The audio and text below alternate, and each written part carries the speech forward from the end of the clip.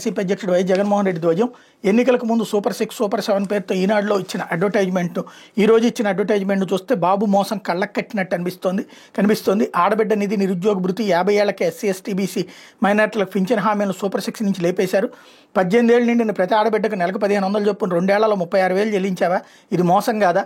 50 ఏళ్లు నిండిన SC ST BC మైనార్టీలకు నెలకు 4,000 చొప్పున 2 ఏళ్లలో 96,000 పెన్షన్ చెల్లించావా? ఇది మోసం కాదా?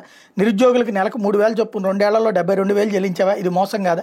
తల్లికి వందనం మొదటి ఏడాది పూర్తిగా ఎగ్గొట్టడం మోసం కాదా? 2వ ఏడాది ఆంక్షల పేరుతో 30 లక్షల మందికి ఎగ్గొట్టి మిగతా వాళ్ళకి అరకొరగా 9,000 10,000 ఇవ్వడం మోసం కాదా? అన్నదాత సుఖీబాబు కింద ఒక్కో రైతుకి 2 ఏళ్లలో 40,000 ఇవ్వాల్సి ఉంటాయి, కేవలం 5,000 ఇవ్వడం మోసం కాదా? ఏటా 3 గ్యాస్ సిలిండర్లను 2 ఏళ్లలో 6 సిలిండర్ ఇవ్వాల్సి ఉంటే కేవలం ఒక్కటే ఇచ్చావు, ఇది మోసం కాదా? ఎక్కడికైనా ఉచిత బస్సు అన్నావు, ఇప్పుడు 1,00,000 ఆంక్షలు పెట్టావు, ఇది మోసం కాదా? జగన్ ఇస్తున్న సంక్షేమ పథకాలను కొనసాగిస్తాను ప్రతి ఎన్నికల సభలో చెప్పే ఇప్పుడు ఆ పథకాలను రద్దు చేసావు, ఇది మోసం కాదా?